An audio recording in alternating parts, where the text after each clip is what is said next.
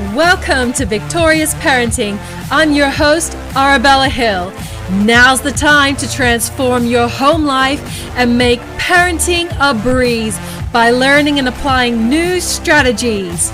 Let's get into it. We're going through a lot in our humanity right now, and it's important to make sure that our children are spoken to in ways that they and their juvenile undeveloped brains can process, so we don't unintentionally traumatize them and cause damage to them. We want to actually empower them. We want to give them the tools they need to be successful in life, because as traumatic and as dramatic as these situations we're experiencing right now, they will pass. I was brought up in the 80s, and that was a very volatile decade. I remember so many different things on TV, and it seemed very, very overwhelming as well at the time. But that too did pass, and this situation, it will pass. However, your child, if they're traumatized by it now, that can carry over to the rest of their lives. So don't let these things that are going on in our society right now impact your child negatively and impact their future in a negative way. We want to empower them and arm them so they can deal with whatever life throws their way, not promote a sense of learned helplessness and learned powerlessness within them. And that is the purpose of talking about this topic over the last few weeks. So you might say, well, we don't want to wrap children up in cotton wool. I hear that argument a lot lately. Well, there is violence in this world, and there is this and that, and they're going to witness it and know about it at some point, so we can't protect them from it. Children, they just have to learn, even if it's the hard way. The amount of times I've seen that argument be presented, I mean, if I had $1 for every time I saw it, I'd be a millionaire already. You know, that view is a very simplistic and a harsh way of looking at experiences in childhood. And that way can actually do so much more harm than good. Yes, teaching resilience is important, and you cannot wrap your children up in cotton wool. I'm not about that at all. I'm not about super protecting your children against absolutely everything. I'm about empowering children, arming them, giving them the tools as a foundation that they need. That foundation will carry on for the rest of their lives. So when this situation passes and another situation arises, which it will, this is what life is about. We experience things that we would rather not experience, and how we deal with that determines the outcome and the quality of our lives afterwards. So it's all about giving children the empowering tools they need to deal with situations of crisis and chaos in age-appropriate and healthy ways, so then when they grow up, they feel empowered, they feel confident, they don't lack self-confidence, they don't feel a sense of powerlessness and helplessness. And why I call them a learned sense of powerlessness and a learned sense of helplessness is because powerlessness and helplessness are learned. You learn them from your childhood, from people around you. You learn them from experiences. You don't just come up with this all by yourself. These things don't happen in a vacuum. They are learned behaviors. So if you can learn these behaviors, you can learn healthy behaviors, healthy coping behaviors as well. So teaching resilience is important, but how do you do that? Do you just throw them into the deep end of the pool and say, swim? Of course not. The real key to teaching is not putting information on someone and saying, take it. You must listen to me. Teaching is about giving. Teaching is actually a form of servitude, and it's the ability to take learned knowledge and present it in a way that it becomes a tool in the armory of life for that person. That's what teaching is all about.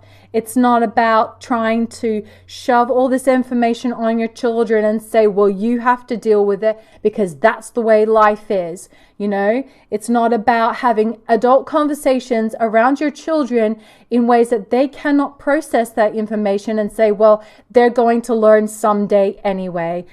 That's a really harmful way of looking at childhood experiences that can lower your child's self-esteem and can cause, even unknowingly, trauma in their lives, and it can impact them so deeply that they can learn helplessness and powerlessness, and it can impact their mental and physical and emotional well-being throughout their entire lives. We want to build a foundation in children so they can use them as tools throughout their entire lives.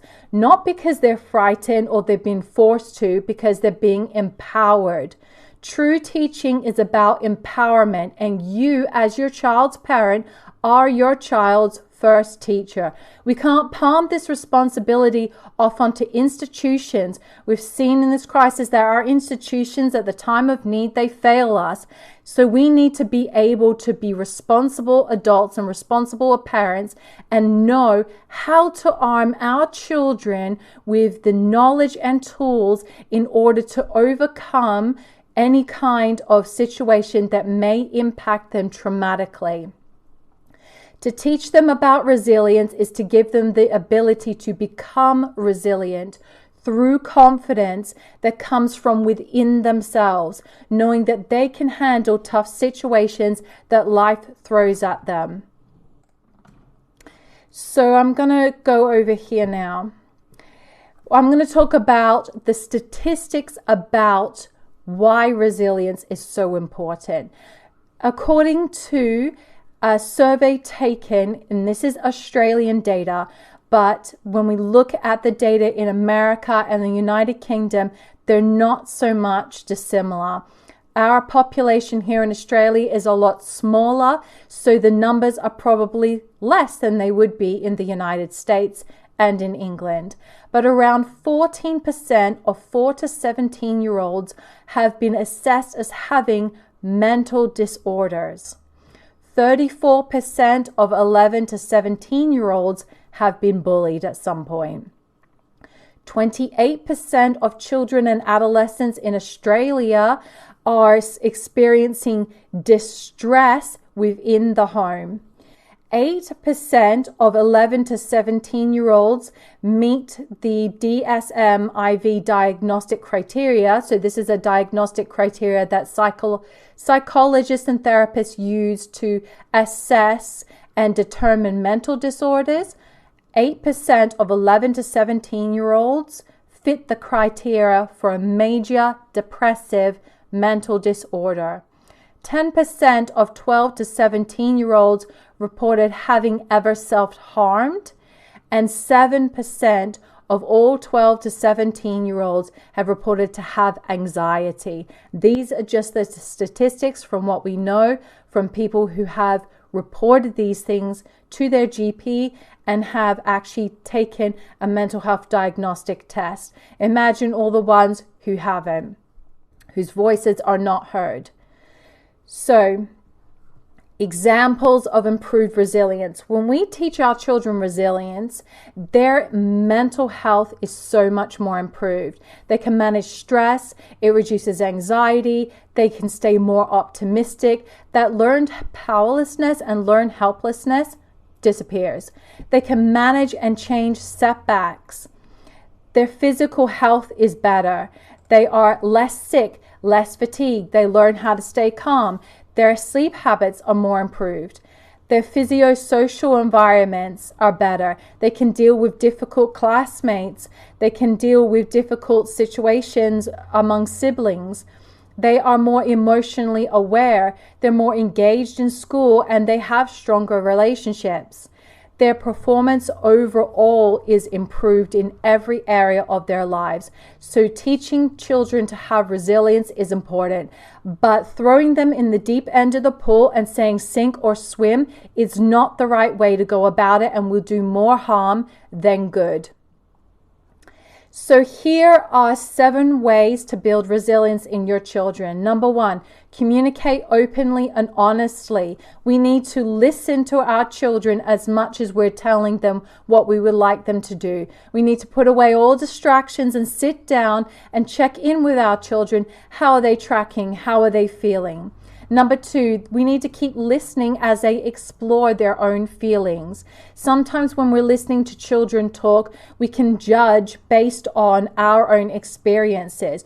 We need to listen to our children in a way that we're actually putting our judgment aside, that we're just being open and receptive to what they're saying, and we're listening to them. Even if they have jumped to wrong conclusions, at this point, we need to actually display that what they're saying is validated, what they're saying is important to us, and we are really listening to them. Number 3, help them to get to know what they're good at. So they may be impacted in their self-esteem from the things that are going around in our society, or maybe something that they're experiencing personally at school. So what is best is to find out what their strengths are. This is called a strengths-based approach. When we assess somebody's strengths, we actually look at what their talents are, and not just the physical manifestations. We're looking deep within that person to discover the potential within them, perhaps potential that they don't even understand or know themselves. And then at that point, we are encouraging them to pursue the things that they are good at. So we're focusing on what they are good at. It doesn't mean that we're ignoring the things they are not good at. We are just making sure that we are appropriately focusing on the strengths and not harping on what they're failing at continuously. Making sure that they know their wider family well, having good age-appropriate conversations. If your child is feeling low or scared or worried about the race situation or about coronavirus, we need to be able to listen to our children and how they are feeling. We sometimes make the mistake of telling children how they should feel. Do you as an adult like being told how to feel in a situation? I bet you don't, because I sure don't. It really makes me angry.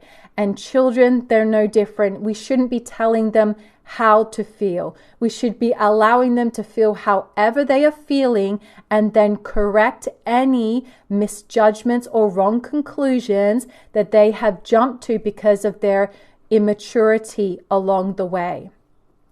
The main important thing is that they are understood and they are validated and they are heard.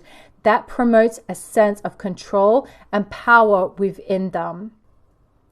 Engage with their school community and or their friends.